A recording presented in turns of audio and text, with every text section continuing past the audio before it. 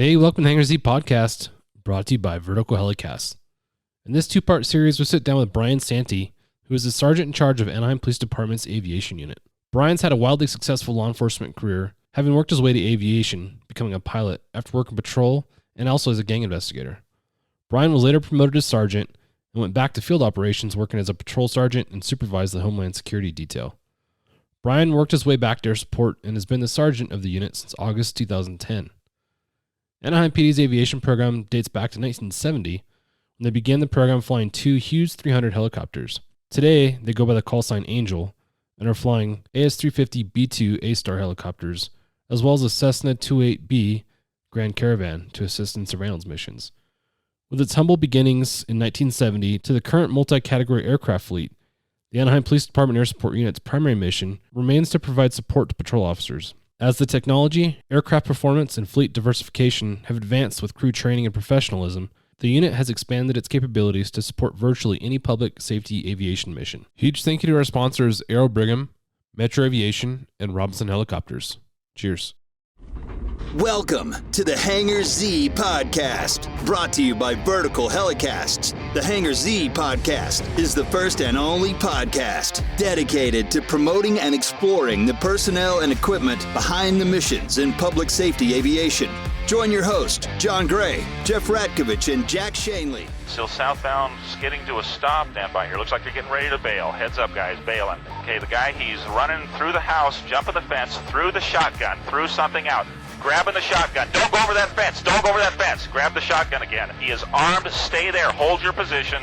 4 on the stop. You're in custody. Good advising code 4 on the stop. Going forward, now you guys are flying ASTARs and you're flying out of Fullerton. Can you talk about some of the mission equipment you guys are using? Again, going back to the early days, it's changed a lot since the spotlight and police radio time. What do you guys use today? For a long time, we had the Carter lights. I don't know if you're familiar with those. It's the four, I don't even know how many candle power it is, but it folded down and it was manually operated. There was no hand controller. It was just a manually operated light system. Since then, we've moved on to the SpectraLab Searchlight is the one we primarily use. And we also, when I first got in the unit, we had the FLIR 2000 with a little tube monitor that was green. It showed the hotspots were green. And then we progressed through the different FLIR products with the 7500, the 8500. We moved to the Star Sapphire 380 and the 380 HD.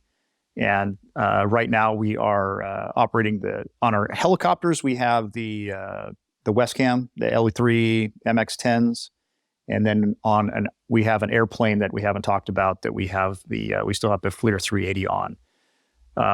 But it's everything keeps getting better and clearer and smaller and faster. We have a couple monitors that are kind of old that need to be replaced. We have a newer monitor that's touchscreen HD monitor that's operates a lot better for letting us see what we need to see. But we have the DVRs on board where we can record incidents. The PA system we have now, it's a game changer. I think it's one of those tools you don't realize how beneficial it is until you start using it.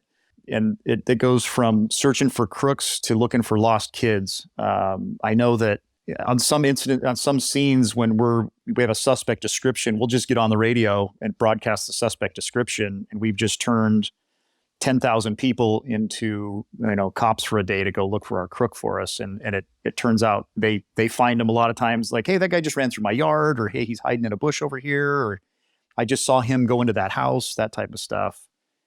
And but where it really comes in handy is we'll get calls to look for lost kids, and I've told people all the time, we don't find lost kids. Like it's really hard. It's like finding a needle in a needle stack, right? Like, you go to these neighborhoods and there's 100 kids running around. We're not going to find the kid that's running around. But when I get on the PA and I say, hey, we're looking for little Johnny, and here's what he looks like.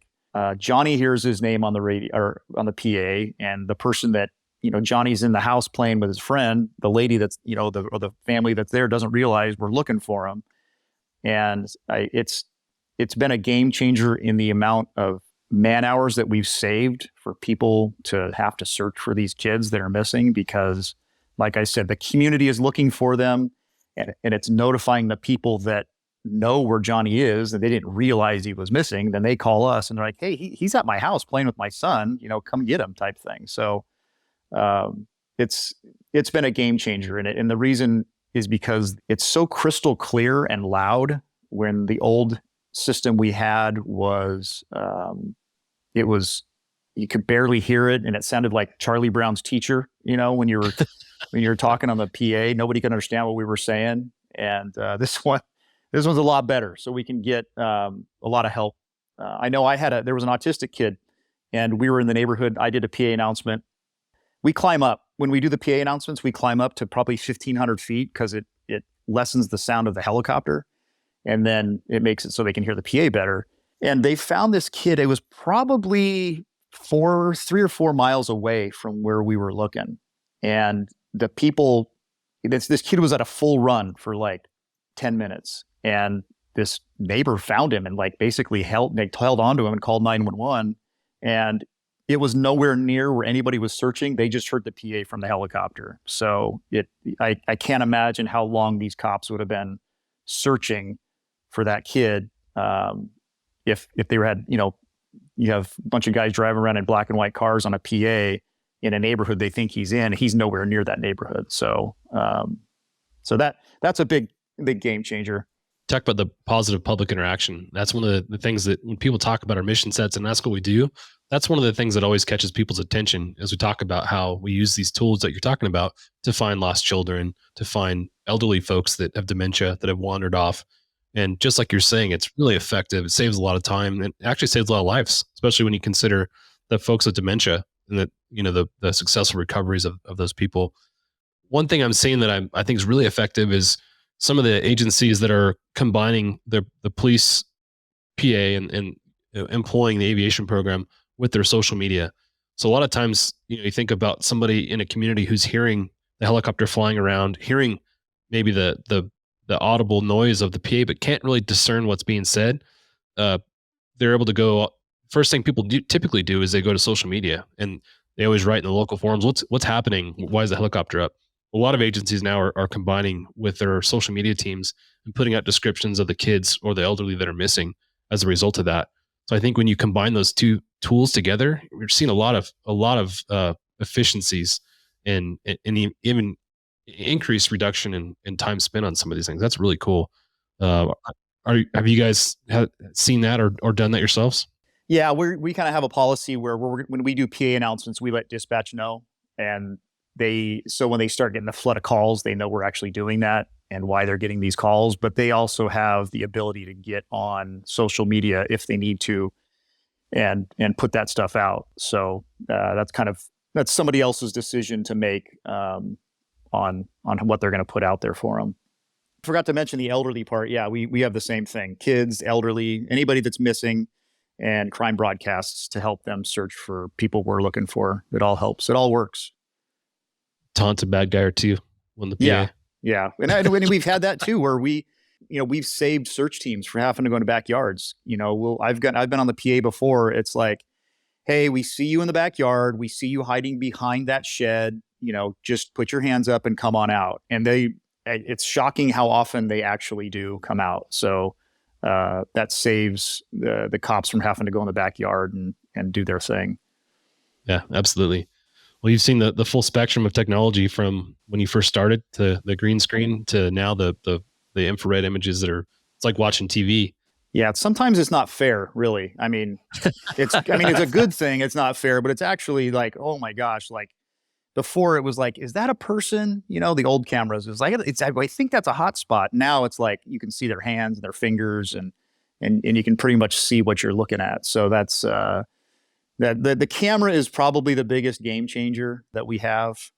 Everything's more sophisticated now. The radio system we have is more sophisticated. We have too many radio frequencies to even talk about. So I think we have I'm counting 7 public safety radios in the aircraft now, plus the air-to-air stuff that we have to deal with. So that's one of the struggles with learning the TFO job, is learning all all the radios, where they are, and how to get to the channel you need to get to when we're going across the city or county or different areas to who we need to help and who do we need to talk to. How do you put the helmet fire out? That audio transmission can create a fire every once in a while. Yeah. You know? You start turning things off. Yeah. What's interesting, you talked about how the camera systems have made us so much more efficient, and it's changed how we use some of the other tools, the light and the PA and some of those other tools that were kind of staples in our job for a long time have changed. They're still an important part of the job, but it's changing. And Richard, you just did a bunch of research and have written an article for Vertical. Can you talk about some of the findings you found as it pertains to searchlights and what you're seeing there? Yeah, definitely. I mean, certainly when it's really funny you were saying, Brian, about, is it a person? I think it's a heat source. I can vividly remember we would find a heat spot in a back garden or in an open piece of open land, and then we would have to light it up with the searchlight to see see what it was on the daylight camera. And that was very common. And if it was a fox or an animal, it would, a cat or a dog, it would run away when we lit it up. And sometimes it was a compost heap or a small pool of water that just looked hot. And I think searchlight was very much used for searching. And what I found when I did the research for the article was that tactically, the camera systems are so good, and the infrared particularly is so good, and the low light from pretty much every police or law enforcement helicopter these days has got a camera system that's capable of seeing that level of detail, that you don't need to light it up anymore. You can literally see that's a person, that's a rat, that's a fox, that's whatever. And I think that means that you don't need to use the searchlight for searching. So what we're finding is that a lot of places are using it far more tactically. So you talked about the PA system as a means of saying, I can see you in the back garden behind the shed, come out with your hands up. It's almost that human thing that once you shine a beam of light on someone, they instantly know that they've been seen. And it's that tactical tool. So you use the searchlight to say to the suspect, that's where you are. And if officers on the ground, you're providing a safety footprint for them. So when they go in to make the arrest, especially in the middle of the night when it's dark or there's very little ambient light, you're providing that safety element by lighting up the area so they can see weapons, they can see the suspect's movements and so on. So I think certainly it's changing the way we use the searchlight. We're using it as a tactical tool rather than as a search tool. Right. Yeah. It's and it's also a psychological tool, the light, for the crook on the ground. It lets them know we're there looking for them, type thing. And it hopefully makes them hunker down so they're not moving, and then we can help find them. But you talked about that blob, and you didn't know that heat source. You don't know what it was. It reminded me of a story we were out in the canyon in Anaheim Hills, and this guy, he's in this canyon, and we're okay, I think we got him, this heat source, and these cops are having a hard time getting to this heat source to check it out, and we're watching them, and they start just running from this heat source, and we're like, what the hell? Did they find him? Are they afraid? Did he have a gun? Like, what's the deal? And they're like, it's a swarm of bees. And the amount of heat that they were putting off, it looked to us like somebody was crouched down behind a bush. And so when we landed, they called us and let us know how happy they were with us. Yeah, I can imagine. Directed them towards a beehive that they disturbed. So that was kind of funny. I can think of many an occasion where we've directed a dog handler or a ground unit in towards a heat source that turned out to be a stinky pile of manure or something. And yes, they do. They love to make sure you're well thanked for that.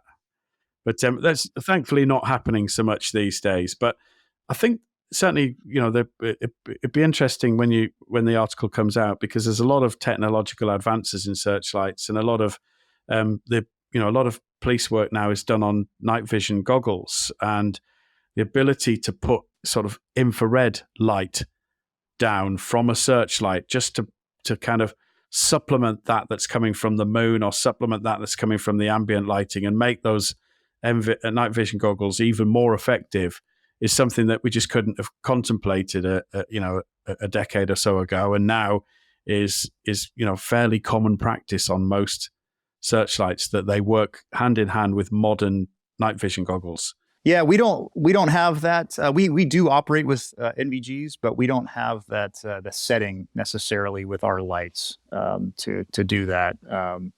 But again, we have so much light in the city typically when we're on a scene and the TFO's using the camera, that a lot of times the pilot will be on the goggles, supplementing the search and looking for anything moving. Yeah, big cities get that. John, I would imagine it up in the mountains, there's not a lot of street lighting, for example, and the ambient light is a lot lower. So certainly when you're working in those really dark areas, the NVIS comes into great benefit. But big cities, and certainly my experience over London was that it's really light. You can see everything, even in the middle of the night, because the street lighting is so good and there's so much ambient light that you don't really need those enhancements. Yeah, it was difficult for us to wear NVGs in the city because it washes out the image. There's so much light, it washes it out. So we would wear them and we'd have them up, and then if we left the city for whatever reason, we could throw them down. But going back to the lights real quick, I remember working patrol. You'd have the air support overhead using the light to help you search a perimeter. And I remember there used to be a pretty strong halo. I called it a halo effect. As the helicopter's orbiting, it would cast a shadow, and that shadow would move in the backyard depending on the position of the helicopter.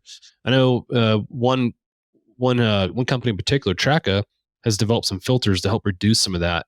Did you cover any of that or come across any of that in your research, Richard? Thanks to our sponsor, Aero Brigham.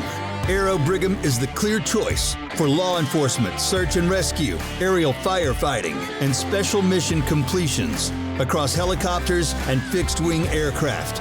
Explore our offerings at aerobrigham.com.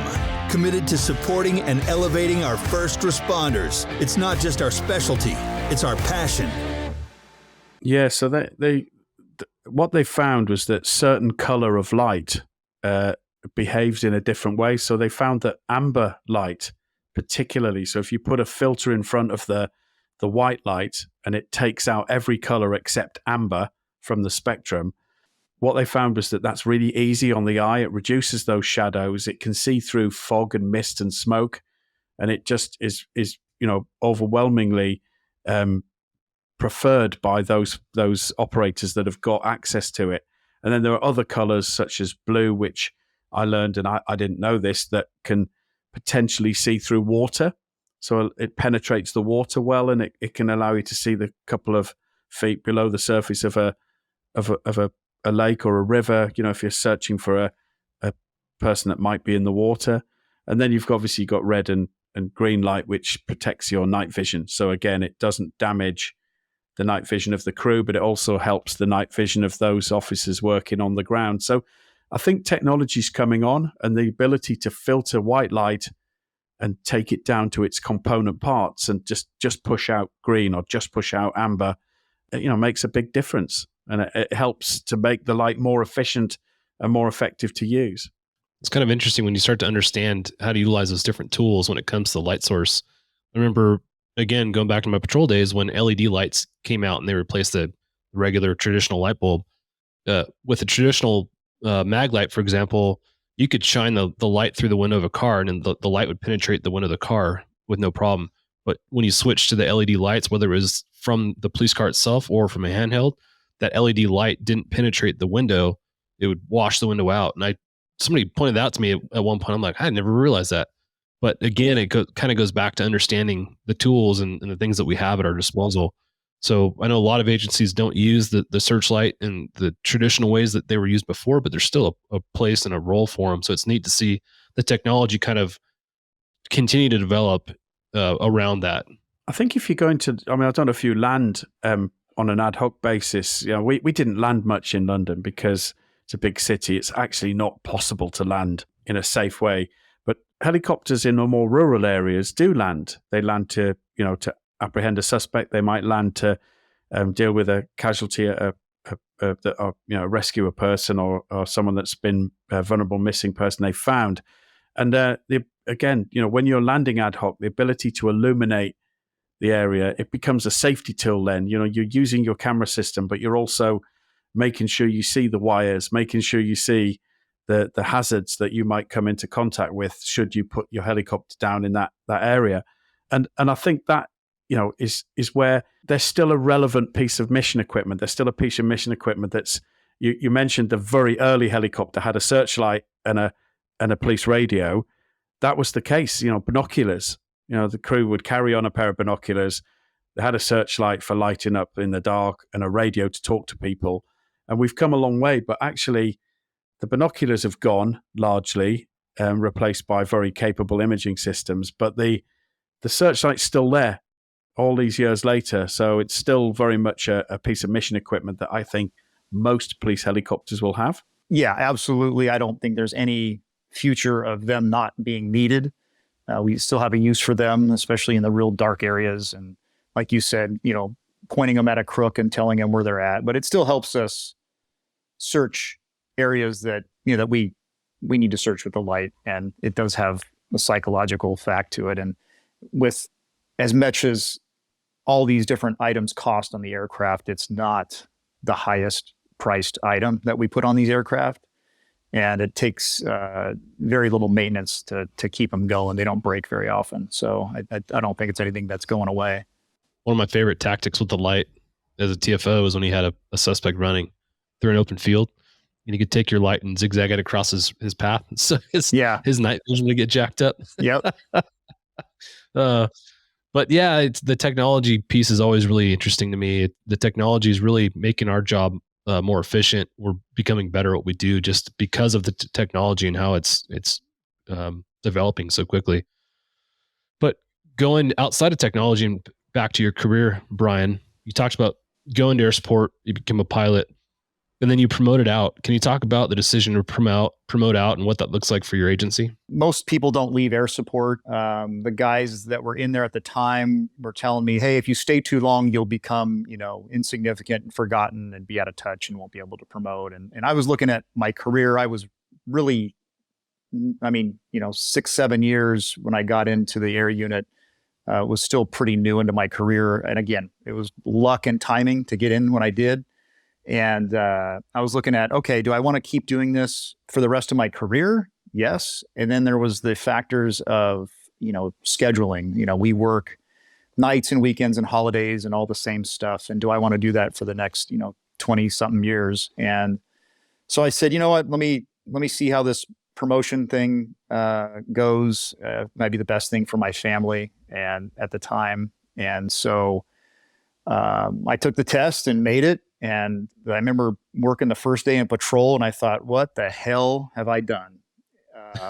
Like I just left the best job ever to come do this job. And not that the sergeant's job is bad, but in our unit, if you promote, no matter actually in our department, wherever you are, when you promote, you go back to patrol, and that's just the way it is. And it's not a big deal to me, but so I went back to patrol and thought, okay, I hope I get an opportunity to come back to air support. And again, luck and timing. At the time, our unit was moving to this facility.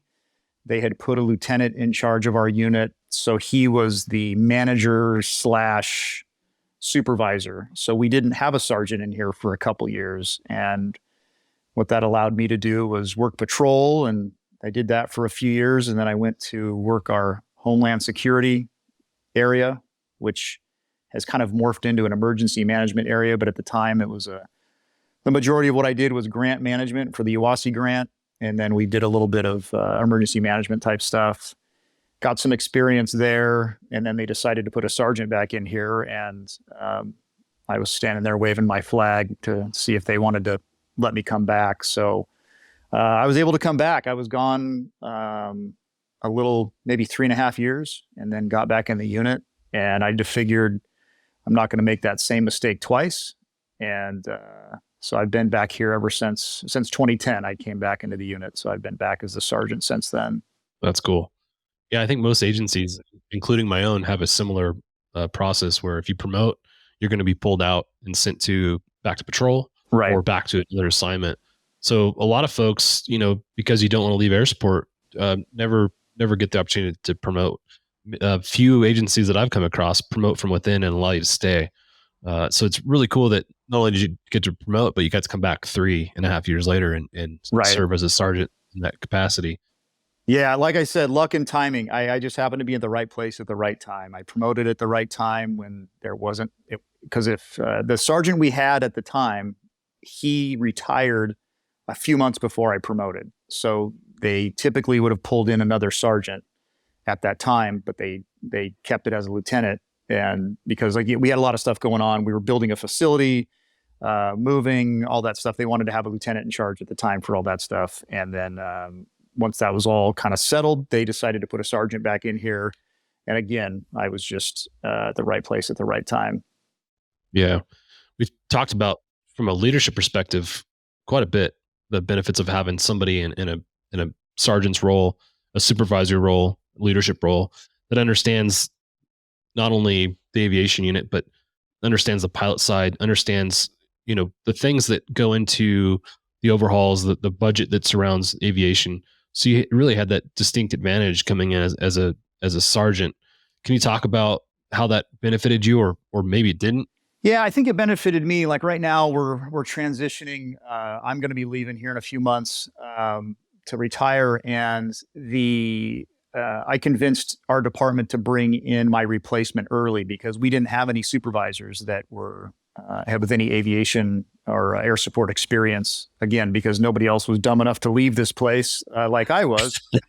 So the guy we have in didn't have any experience. So we went through, the beginning phase of him going through some TFO training. He's just finished up his private training, working on the commercial phase of things. So when I came in, it was basically, I already knew all that stuff. I just had to, I spent some time with the flight instructors, got back into the saddle, and they made sure I was, still safe to fly, and, signed me off to be, because I was a line pilot for 6 years. So it wasn't like I had to learn all that stuff. But, when you get into an aviation unit and they start throwing, invoices across your desk, they can be shocking. And my mechanic laughs at me because I'm like, are you kidding me? These crooks are going to ask us how much for this thing. And we go back and forth, and at the end of it, I'm just like, well, I guess we don't have a choice, that type of thing. But I think for somebody that's never dealt with this industry, to see the bills that come through can be shocking. And when you've already been through it and you know about it, it's not, that's another thing you don't have to deal with. You understand, like I said, as a sergeant coming in that already has the pilot knowledge, or a sergeant obtaining the pilot knowledge, to understand the kind of the flow, okay, after this many hours, we have to do this inspection, then we have to do this inspection, and every 300 hours we do this, and every 600 hours and every 1200 hours. If you don't have that understanding and that knowledge, it can be difficult to manage and supervise a unit like this. And one of the things I talked to our current chief, I talked to him at length when I was telling him, hey, here's my plan. Here's when I'm leaving. We need to have some plans for, future here. And when I've talked to him and I've talked to other people, I have on my desk, I got the penal code and I got the FARs. And I point to them, I go, those books are the same thickness. There's the same amount of rules in the FARs as there is in the policy, in the penal code. And we send people to an academy for 6 months to go learn that one. And then we put them on the street for a year to learn how to, do it in real life. And if you're going to supervise and manage a unit and ultimately be the final decision maker for different things that we do policy wise or procedure wise, you need to understand that other book. And that's what I think your private and commercial pilot are the academy, basically, of learning how to be a pilot. And then, there's the on the job stuff. And one of our guys just passed his commercial check ride yesterday, and the check airman told him, you now have a license to learn. And that's kind of the way we look at it. You're not. Is that Rod? Yeah. you know, I think you told me the same thing. Yeah, it's true, because It is, absolutely. when we bring new guys in here, it's not like, oh, you have your commercial ticket, here's your wings, go forward and conquer. You're just now starting to now you got to go learn how to be an actual police pilot and do orbits and, chase bad guys, through this, airspace that you weren't planning to go through, and, doing all the different things that you have to do. So going back to what you asked about having the knowledge coming in helped me a lot, I think. I don't think it necessarily helped me be a different leader. It just helps you with the basic knowledge of what we do as a job every day. And to somebody, I've always said, you can be a burglary sergeant and then go start being the robbery sergeant. And there's really, like, procedurally, legally, there's not a lot of change there. But coming over and being the air support sergeant, it's a completely different profession. We're still cops, but we're dealing with a whole nother world of people and rules and laws that they will gladly hammer you for if you screw them up. So we need to make sure that we keep ourselves legally on the straight and narrow, and procedurally doing all the right things that we're supposed to do safely. Like you said, generally in law enforcement, if you're a supervisor, the penal code is what's ruling your decisions and what guides your actions. Right. But you move in aviation, and now the FAR is more important than the penal code. Right. And the penal code is still important, but it does not trump the FAR. So to understand that's difficult. And so there's a lot that goes with that. I think it's kind of a good time to touch on the recent audit that was released talking about LAPD, and not to really discuss the political side of that, but just to get into how as a leader you can impact the potential audit and the things that come your way as a result. So being that both of you guys are in leadership positions with your respective agencies, I'll ask you both independently. And Bryan, we'll start with you. Again, like you discussed, aviation programs are just expensive by its very nature. Right. So when you look at a department's budget or the city budget, a lot of times aviation programs, it's like a red flashing light. They're seeing this number jump off the page because there's nothing else in the city budget that reflects that.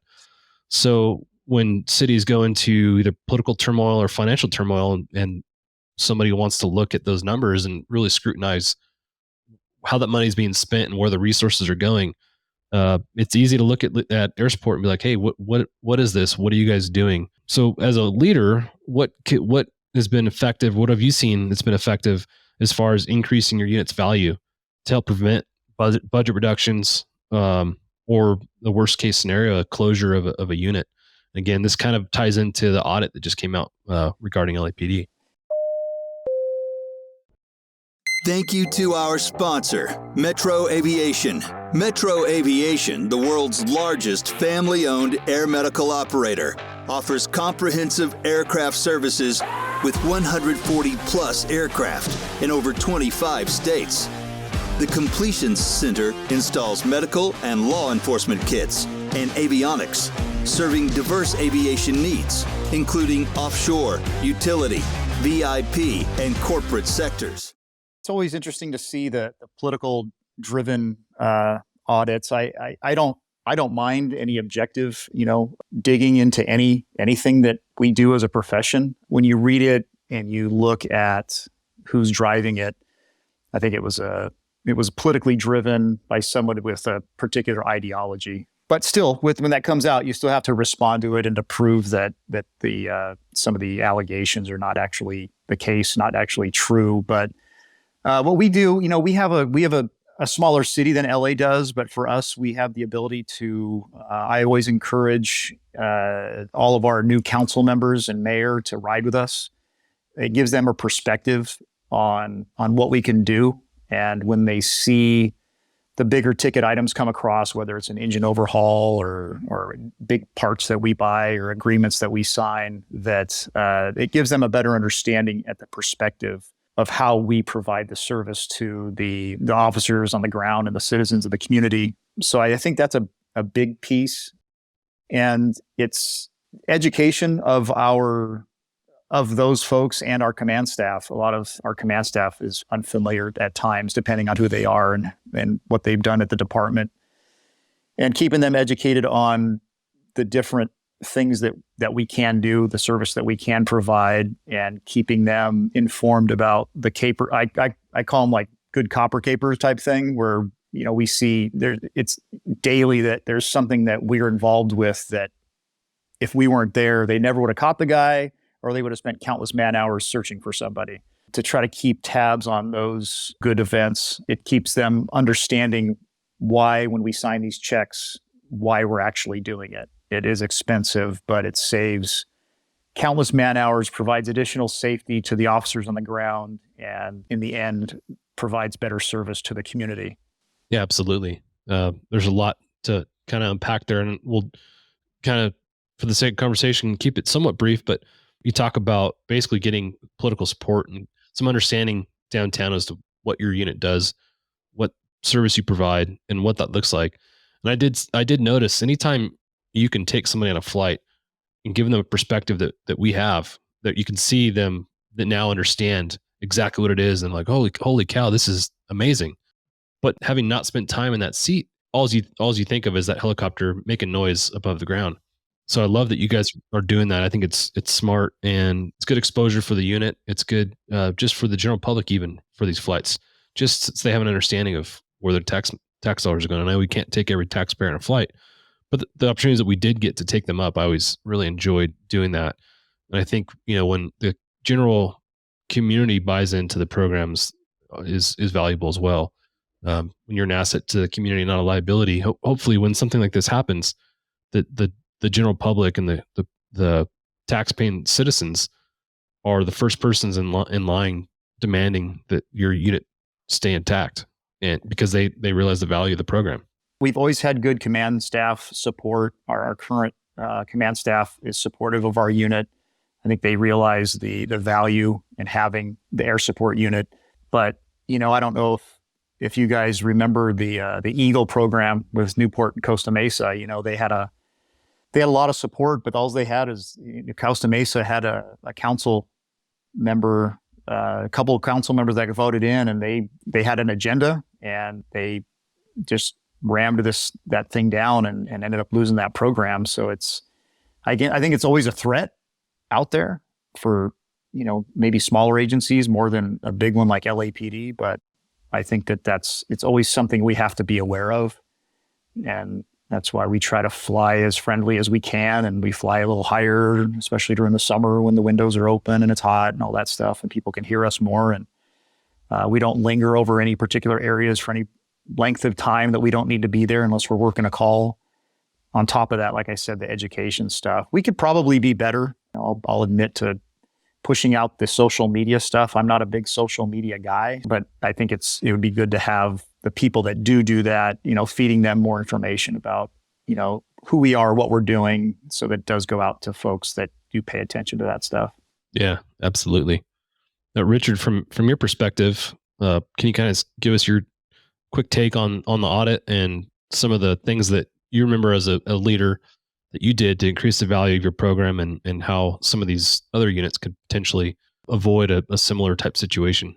As leaders within air support, this is probably one of the most, other than safety and standards, but in terms of the soft things that we do, the sort of promotion of the unit and the capturing of the data and the holding crews to account as to what service they deliver, these are some of the more important things that we have to do as leaders. So I always looked at it from a perspective of education. So promoting what you do at every opportunity. So, you know, get it out on social media, do the ride-alongs, invite people to come up and see firsthand what you're doing, especially the decision makers and the influential people.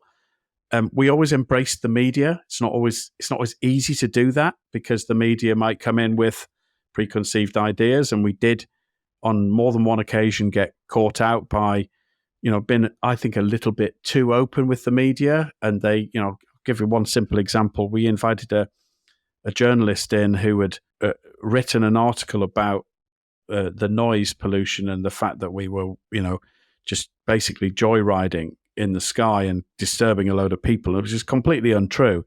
But we invited this journalist in, and they spent a whole day with us.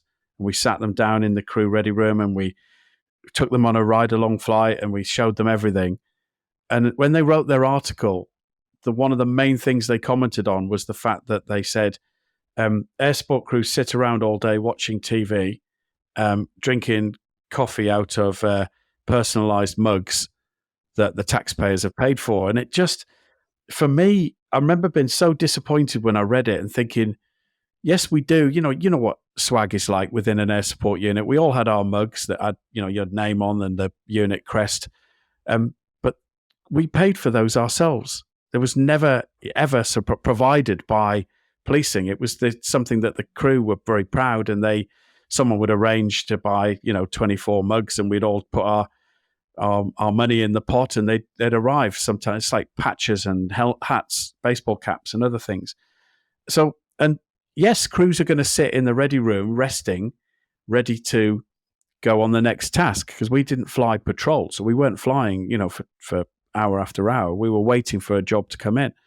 And it just, I think you've got to go into this with your eyes wide open, that you can be open and honest, but you just need to be aware that not everybody has the desire to portray the same picture that you might have. But I certainly found that, we did a TV documentary. We were active on social media. We promoted the unit at every opportunity. We made sure that we were constantly trying to articulate the value of air support. So it comes back to that point we were talking about earlier about finding missing children and vulnerable people, elderly people that with Alzheimer's. These are really, really important tasks that are not as exciting perhaps as a pursuit, and they're not likely to make YouTube, but they are nevertheless the value we bring to keeping the public safe. So I felt there was a big responsibility as leaders to be on message and to support and promote that work at all times. But there's a flip side to that. Capturing data is boring. Nobody wants to do it. And I remember having to try and say to the crews, look, there's a reason why I want you to account for every minute you fly. There's a reason why I want you to explain, why did you lift? What did you think you were going to do? What did you actually do when you got there? And what was the result? We need to capture that in a flight log, and then we need to store that so that I can sit down and say, we flew, 1,000 hours, and this is how much time we spent on task, and this is how many suspects we located directly. This is how many suspects we supported. Again, it's that understanding of the task.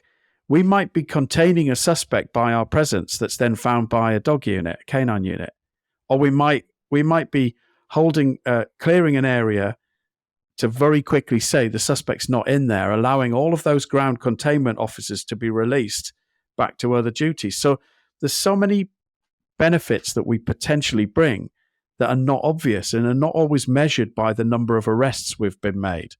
So a positive outcome, a success, might be clearing a rooftop quickly to say that there's no suspect up there.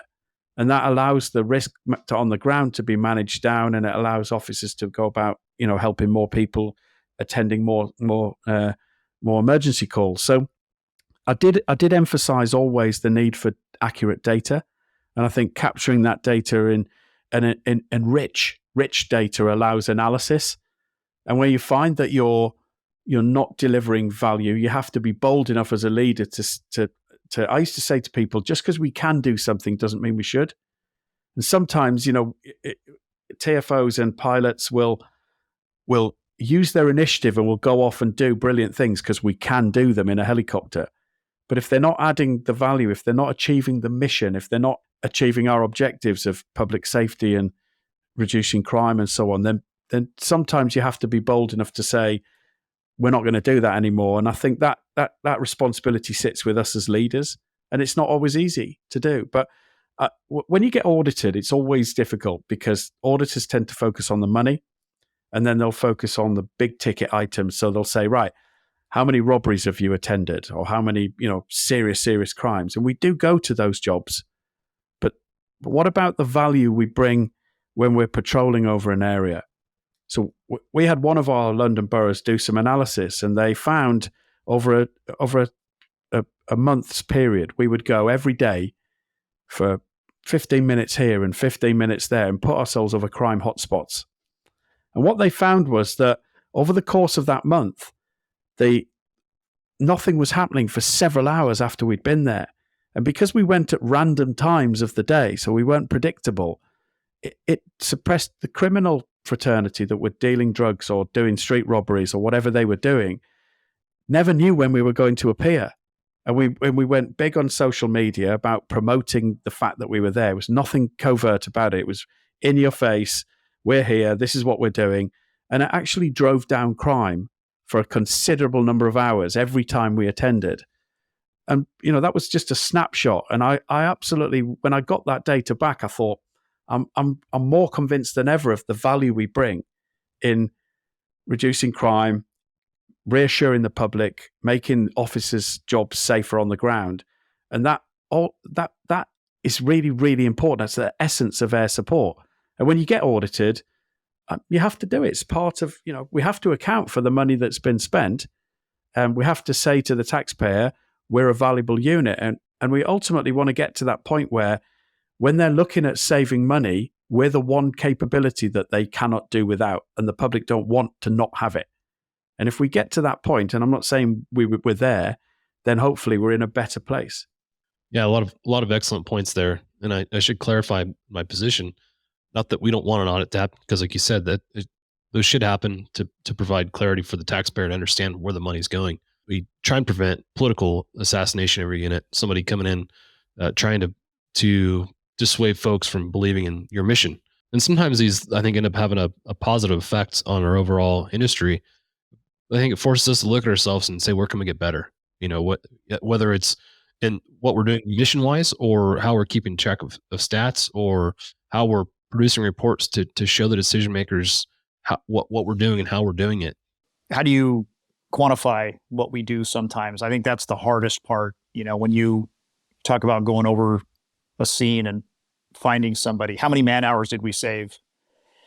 How much more safety did we provide for the guys on the ground to capture that crook that was dangerous, that type of thing? And it's hard to do. There's a guy doing a study right now. He flew with us for a week. He flew with Houston PD, and he found there hasn't really been a study for air support since I think like the 80s or 90s or something like that. So he wanted to get some newer data, and that should be coming out this year, in the next few months, I think. The data he has he's trying to put numbers so that, it does make sense what we do, or, he's objective about it as well. He's not coming in with any agenda at all. He wants to get a legitimate number on what kind of services we're providing. But it's hard to do. Did we save 10 hours? Did we save 2 hours? Did we save 5 minutes? It's hard to do on those calls when we roll in and oh, he's right there. Just go in the backyard and find him, and then they're done. They didn't have to search 20 yards and spend 5 hours with 20 cops on a perimeter and a search team and a K9 call out and all this other stuff. So yeah, it's hard to put a number to it sometimes. Thank you to our sponsor, Robinson Helicopter Company, the choice for unrivaled safety and reliability, so you can accomplish any mission with confidence. For more than half a century, Robinson has been at the forefront of the helicopter industry. From the R-22 to the R-66 turbine, Robinson makes helicopters accessible so more people can accomplish more missions. Climb higher. For additional information, visit www.robinsonheli.com. I think you made a really good point, Brian, about the sergeant needing to know, the leader of the unit needing to know the details. And when you came back, you had that grasp of the detail of air support because you'd been there as a TFO and a pilot, as a patrol officer first. And I think we can't assume that all of the leaders in our air support settings automatically understand that. What I think is the $1 million question, which is what value does air support bring? Because there's probably a reason why there's not much written about it. It's because it's too difficult to write about. I've seen a study that was written by a pilot from London in the 80s as part of a thesis for his degree that he was doing, and that was all about the value of air support. And a lot of those messages are still applicable today, but I'm like you, I haven't seen anything written about this subject. And therefore, how can we assume that all of our leaders within aviation, the ones that are answering the difficult questions, actually are on message, that they understand in detail? They know what they do. and they know why they do it, but it's articulating that value added. Is the difficult thing. It's really, really difficult to do. I looked at the form he was using when he rode with us, and he's getting a lot of information on the calls that were going on, and I hope whatever comes out of it, makes sense to people, good or bad. Then it makes sense what we're doing. To what you're speaking about, I feel like a good leader, if they're called to answer questions as it pertains to what they're doing in their unit, we'll create kind of a subject matter expert panel that they can use to arm themselves with information and hopefully talk to the decision makers and present information on what each part of your program is using or what they're doing. Because you look at maintenance, for example, Bryan, I'm pretty sure just based on your experience, you've got a really good understanding of maintenance and the budget that surrounds that. But when it gets into the technical details, that's difficult then to go through. So then to be able to reach back and be like, hey, I'm going to have this subject matter expert either help me write this report or attend this thing with me, I think is crucial if we can. So for the supervisors that, aren't in Bryan's position, that don't have the experience and background that he does, maybe that's consideration. If you're called to present information on what you're doing, lean on those subject matter experts and help them, or have them help you develop some responses to some of these questions, because it's important to have an educated answer to these things. Yeah, I just had a meeting with our purchasing people in finance, and there was part of it that it was more administrative, and then there was some questions about maintenance stuff. So we got the director of maintenance in that meeting, so that he's the one that's in contact with all the vendors for any of the purchases that we do maintenance wise. So he had a different perspective of things. It's important to bring in the maintenance staff and management of the maintenance of the whole maintenance system to make the decisions on certain things, because it's out of, that's his expertise, not mine. I know enough to know how we have to follow the rules, but he's the one that knows that at this minute, this helicopter becomes a pumpkin. We can't fly it anymore, no matter what. So, and this part needs to be taken off, and this new part needs to be put on. So he has a way better understanding about that stuff than I do. Well, I appreciate you guys kind of going through that a little bit with me. It's going to be a topic that we revisit time and time again as we work through some conversations as we go. And again, I think it's important that we do to encourage our industry to look at new ways and better ways of documenting what we're doing and telling the story of how important we are. You talk about being an asset and not a liability. So just encouraging folks to look at it in a different way to tell that story. So thank you guys for that. Kind of the last thing I'd like to touch on is getting some advice from you, Bryan. Congratulations, by the way, on your almost retirement. You're almost at the end of your career, and you look back over the years and you've done some really cool stuff. So if you were to look back over that time and give somebody who's new to the profession some advice on how do you get into public safety aviation, what would you say to them? I guess position yourself just the best you can for this position. We've had we have people in our unit that have come from all different parts of our department. Having experience in investigations is always a good thing. If you have, we do surveillance work, so it's good to have the surveillance understanding of things. Being able to multitask and listen to many radios at the same time, practice that type of stuff. When we have new guys that come over and they want to be TFOs, I tell them, ride in the back seat a few times. See if you like to sit up in a helicopter, cramped, unable to move for, 2 hours at a time. That's what your life is going to be if you're up here. And I've actually had several people come through and they're like, they get airsick, or they decide they don't want to sit there for that length of time, or it's too boring, or whatever it is that, that they come up with.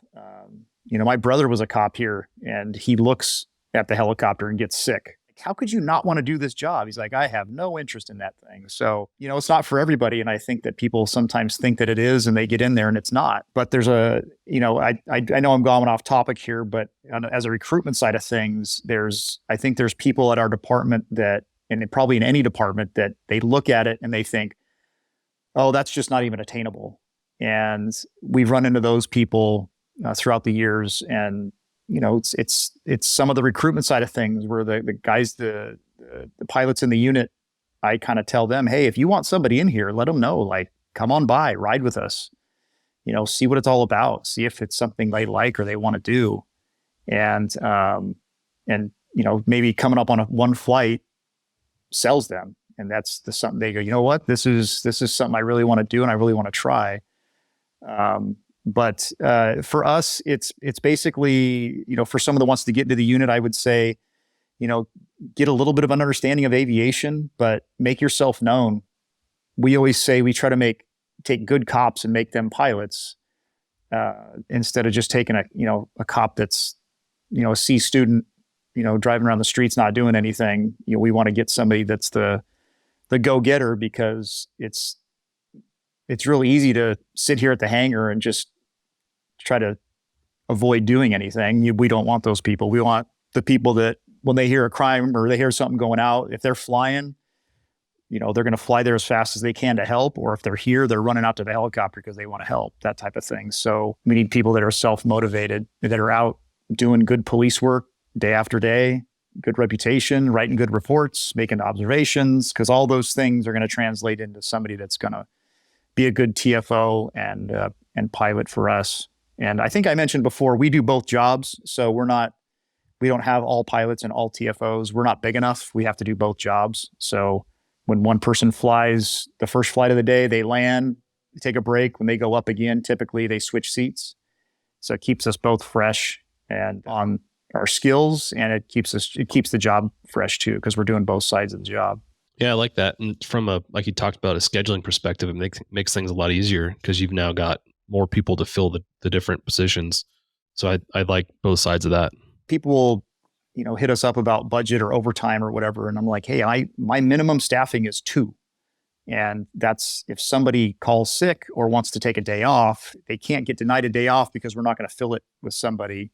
That's not right. They need to be able to take the time off. So it's easier to find somebody.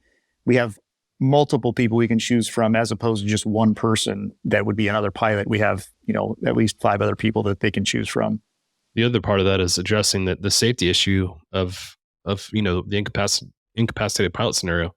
You've got 2 pilots in the front. You've got, obviously no issue as pertains to that outside of the medical emergency that sits next to you.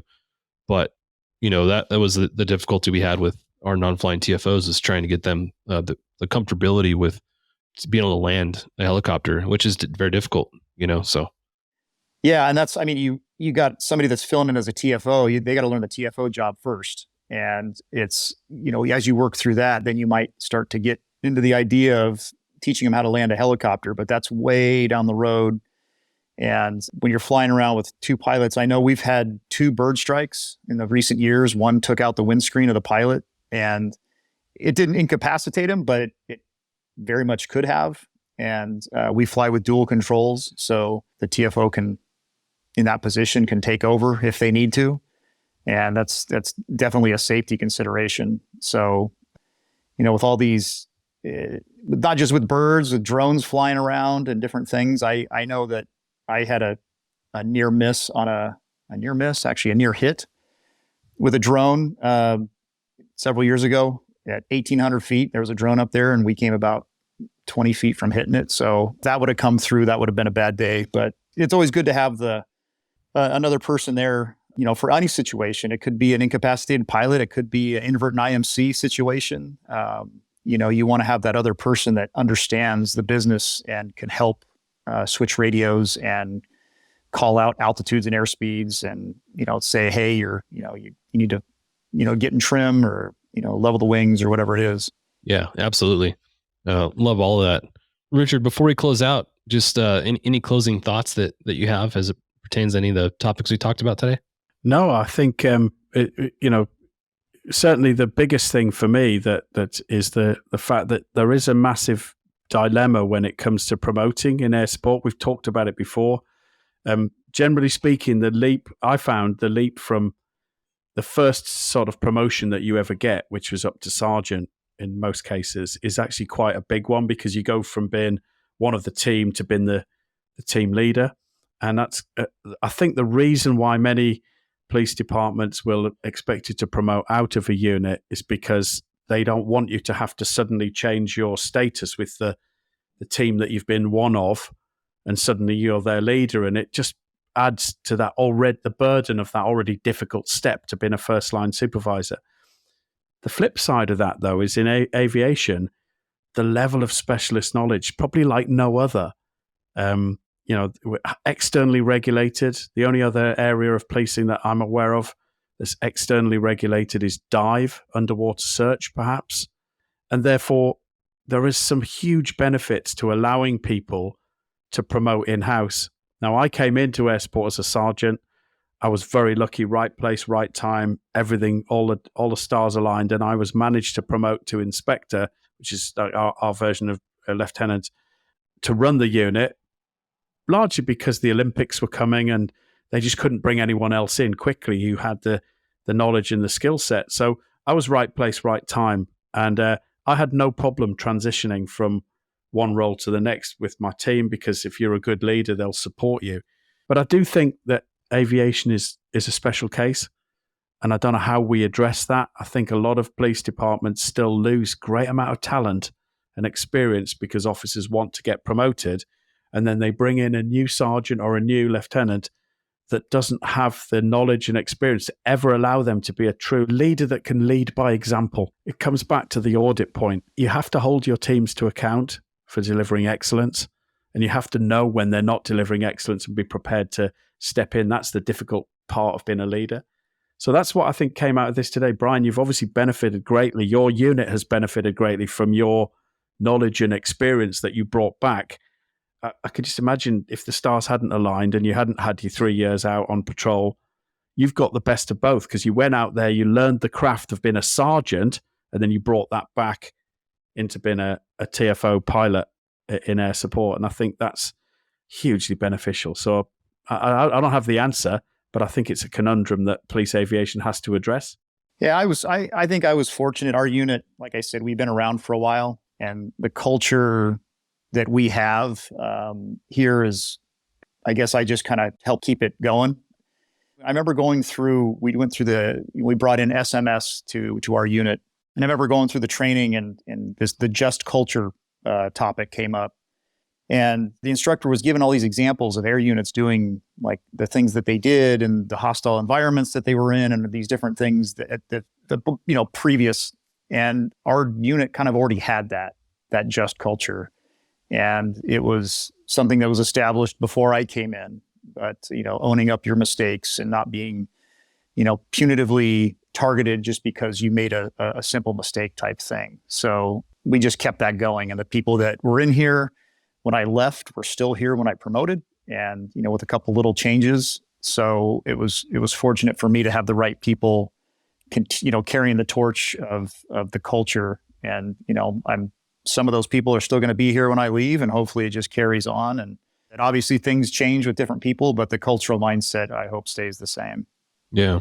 And hopefully it stays the same with our department too, and their support of us. I hope that doesn't change. The city supports us. The citizens, I don't want to say 100% of them support us, because I don't think that's possible. But we go to different events. We have the National Night Out that we go to, and it's a lot of positive people that love what we do. They know what we're there for. They know we're helping, and that the cops on the ground, I think they support us as well. They call for us all the time to help them out, and they know we're there for them. So that's a good thing to have as well. Yeah, absolutely. Anaheim's got a big spot in my heart, just because of my experience with my pops and kind of growing up through agency. So it's been fun to walk through this conversation with you and learn a little bit more about your career and your agency. Thanks for sharing all that. And congratulations on the upcoming retirement. That's going to be huge. Yeah, it should be fun. We'll see you at HAI. And until then, we'll catch you later. All right. Sounds good. Thank you. See you guys. Thanks. This is the end of part 2 of our conversation with Bryan Santy from the Anaheim Police Department Aviation Unit. Stand by for a message after a word from our sponsors. Thanks to our sponsor, Aero Brigham. Aero Brigham is the clear choice for law enforcement, search and rescue, aerial firefighting, and special mission completions across helicopters and fixed-wing aircraft. Explore our offerings at aerobrigham.com. Committed to supporting and elevating our first responders. It's not just our specialty, It's our passion. Thank you to our sponsor, Metro Aviation. Metro Aviation, the world's largest family-owned air medical operator, offers comprehensive aircraft services with 140-plus aircraft in over 25 states. The Completions Center installs medical and law enforcement kits and avionics, serving diverse aviation needs, including offshore, utility, VIP, and corporate sectors. Thank you to our sponsor, Robinson Helicopter Company, the choice for unrivaled safety and reliability so you can accomplish any mission with confidence. For more than half a century, Robinson has been at the forefront of the helicopter industry. From the R-22 to the R-66 turbine, Robinson makes helicopters accessible so more people can accomplish more missions. Climb higher. For additional information, visit www.robinsonheli.com. Thanks again for supporting our sponsors who make these conversations possible. This article was released in conjunction with Scott Dworkin's coverage of Anaheim PD. His story is in the Vertical Valor Heli Expo MAGA issue. To check out Scott's story, go to www.verticalmag.com/valor. The Hangar Z podcast is a huge advocate for training, education, and networking. We're weeks away from HEI in Anaheim, and we're looking forward to seeing everyone at the convention. Make sure to visit us at Vertical Booth number 5716. On Wednesday from 3 to 5 o'clock, the Vertical HeliCASTS podcasters, which include Jason Quinn and Halsey Scheider, will be at the Vertical Booth for a meet and greet. So make sure to stop by and say hello. If you need a little more motivation to stop by during that time, Vertical has partnered with Precision Aviation Group to host a beer party. Plus our friend K9 Torque will be there to say hello. Hope to see you there. Cheers. Time to close up the hangar. Thanks for joining us on the Hangar Z podcast, brought to you by Vertical HeliCASTS.